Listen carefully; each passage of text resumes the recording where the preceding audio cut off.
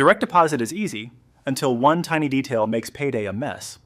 Direct deposit feels instant, but it's really a scheduled transfer with rules.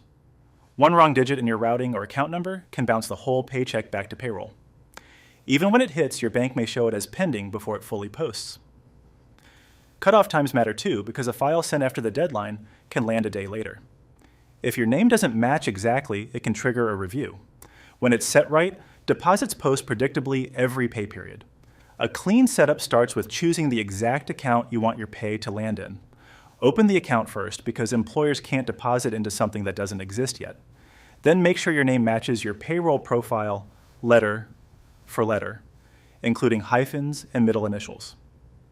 If your employer allows it, consider a split deposit, like 80% to checking and 20% to savings. Confirm whether the destination is checking or savings, since the account type can matter. Finally, watch for minimum balance traps that can trigger monthly fees if your pay timing changes. The most common direct deposit failures come from using the wrong numbers.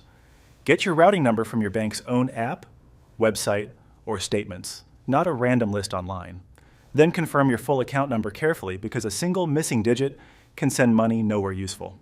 Make sure you're matching the correct account, checking versus savings, since banks can assign different numbers for each. Pull the numbers from an official statement or your secure online account view. If your bank offers a direct deposit form, use it, because it formats the details the way payroll systems expect. Once you have the right details, the safest way to switch is through your employer's payroll process. If there's an online payroll portal, enter the numbers there, because it reduces handwriting errors. If not, use your employer's direct deposit form and attach your bank's form if they allow it.